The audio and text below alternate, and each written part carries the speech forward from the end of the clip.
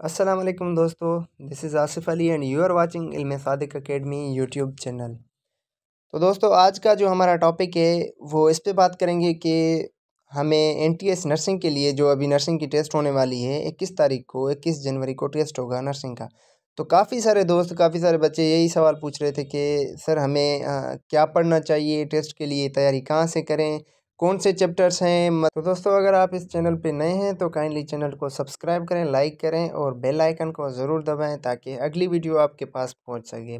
और अपने दोस्तों को शेयर करें ये वीडियोस, उनको भी पता चले कि हमें एनटीएस नर्सिंग के लिए क्या पढ़ना चाहिए, कौन सी तैयारी करनी चाहिए। जैसे कि एक दोस्त ने हमसे पूछा था कि मैं ये आपको एसएमएस दिखा रहा हूँ उसके।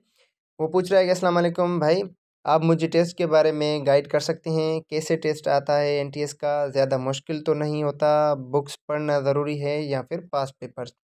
तो मेरे भाई पहले इसका जवाब ये दूंगा कि टेस्ट के बारे में गाइड कर सकते हैं। जी बिल्कुल हम गाइड कर सकते हैं, आपके लिए ही हैं, हम आपको गाइड करेंगे। तो टेस्ट कैसे आता है भाई? टेस्ट थोड़ा ये आपको सिंपल भी लगेगा और थोड़ा डिफ़िकल्ट भी लगेगा।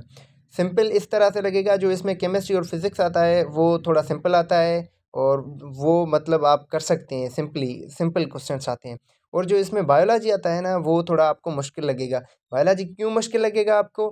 क्योंकि आपने अगर एमडी गेट की तैयारी की है ना, जो भी एमडी गेट का स्टूडेंट है, एमडी गेट की टेस्ट दी हुई है उसने उसने 130 या 140 या 150 तक स्कोर अगर उसने लगाया है, तो उसको ये एनटीएस का टेस्ट मुश्किल लगता है। बायो, ज़्यादातर बायो उसको मुश्किल लगता है क्योंकि एमडी गेट में हमें जो पेपर्स होते हैं, जो हमें दिया जाता है, करिकुलम दिया जाता है, उसमें कुछ प्लांट्स के पोर्शन जो होते हैं वो हमें एमडी गेट में नहीं दिए जाते। और एनटीएस जो होता है वो पूरा जो हमारा बुक है वहाँ से टेस्ट लेता है। प्लांट किंग जो प्लांट है पोर्शन वो भी लेता है, जो एनिमल पोर्शन है वो भी लेता है। तो बायो थोड़ा सा आपके लिए मुश्किल हो जाएगा एमडी गेट वालों के लिए।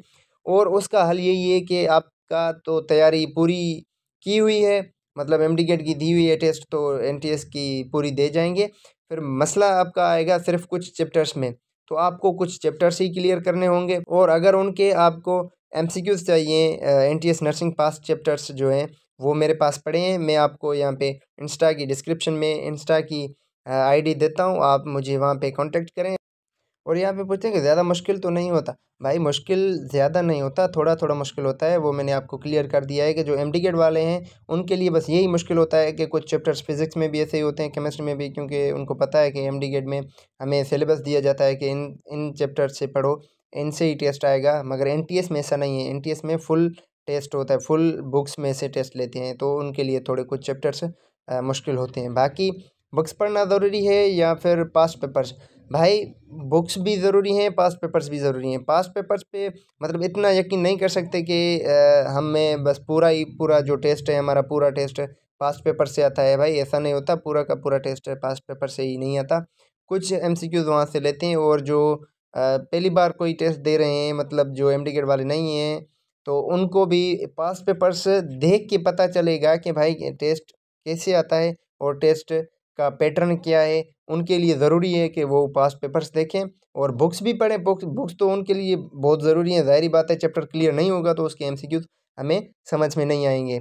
बाकी एमडी गेट वालों को मैं यही प्रेफर करूँगा कि वो बुक्स भी पढ़ें, जो चैप्टर्स उसने स्किप किए हुए हैं, और एमसीक्यूज़ भी पढ़ें जो पास्ट पेपर्स हैं एमडी गेट के। ठीक है, तो भाई आज का सफ़र हमारा था यहीं तक। अगर आपको इसमें कोई चीज़ समझ में नहीं आ रही है, कोई चीज़ पूछनी है, कुछ चीज़ें हमसे, तो आप मुझसे कांटेक्ट करें और कमेंट्स में आप पूछ सकते हैं। इंशाल्लाह मैं आपको पूरा रिस्पांस दूंगा।